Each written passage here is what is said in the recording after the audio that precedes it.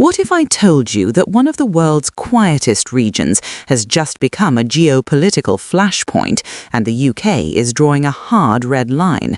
Greenland may look remote on the map, but what's happening there right now could reshape global power, Arctic security, and the rules of international politics. And Britain is making it clear on this issue there will be no negotiations. Welcome to Power and Policy UK, the channel where global politics meets British strategy. Here we break down the decisions made behind closed doors, the power struggles shaping our world, and how UK policy fits into the bigger picture. No noise, no spin, just clear, informed analysis of the forces driving international affairs. The United Kingdom has made it clear that when it comes to Greenland, its position is firm, consistent, and, in the words now circulating through diplomatic circles, non-negotiable. While the UK is not a territorial stakeholder in Greenland itself, London's stance is rooted in something far broader than geography. This is about international law, Arctic security, and the rules-based global order at a time when those rules are being tested more than ever. Greenland, the world's largest island, is an autonomous territory within the Kingdom of Denmark, and it occupies a uniquely strategic position in the Arctic.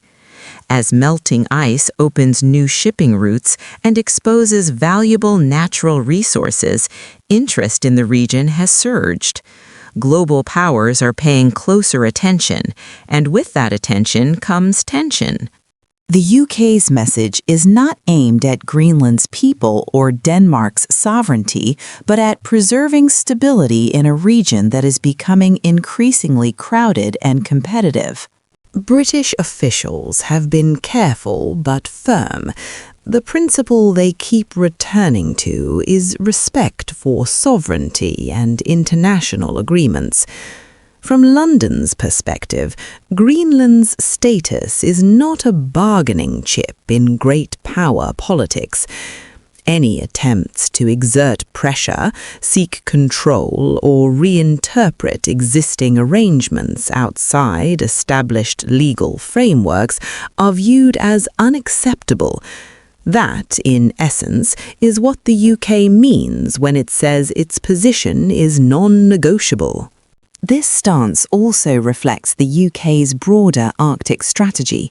Although Britain is not an Arctic state, it has long described itself as the nearest neighbour to the Arctic, with economic, environmental, and security interests tied closely to the region. Climate change in the Arctic affects global weather patterns, sea levels, and trade routes, all of which directly impact the UK. As a result, London has consistently supported cooperation, transparency, and adherence to international law in Arctic governance. There is also a strong security dimension. Greenland sits at a strategic crossroads between North America and Europe, making it central to North Atlantic defense. For NATO allies, stability in and around Greenland is essential. The UK's firm language signals alignment with its allies, particularly Denmark, and underscores a shared commitment to collective security. Any unilateral moves that could destabilize the region are seen as a risk not just to one country, but to the alliance as a whole. What makes this story particularly compelling is how it illustrates a shift in global politics. Regions once considered remote or peripheral are now front and center. The Arctic is no longer just about ice and isolation. It is about minerals, military access, and influence. Against that backdrop, the UK's insistence on a non-negotiable position is as much about setting a precedent as it is about Greenland itself. It sends a signal that the rules still matter, even as competition intensifies. At the same time, UK officials have been keen to stress support for Greenland's right to self-determination within existing frameworks. This is a delicate balance. On one hand, London supports the aspirations and autonomy of Greenland's people. On the other, it draws a clear line against external pressure or deals that bypass Denmark or undermine established agreements. In diplomatic terms, that balance is crucial, and it helps explain the careful but resolute tone coming from Westminster. Public reaction has been mixed, with some questioning why the UK is taking such a strong line on an issue where it has no direct territorial claim. But supporters argue this is precisely the point. By speaking up early and clearly, the UK positions itself as a defender of international norms rather than a passive observer. In an era where ambiguity can invite escalation, clarity becomes a strategic tool. As Arctic competition continues to heat up, the UK's stance on Greenland may prove to be a sign of things to come.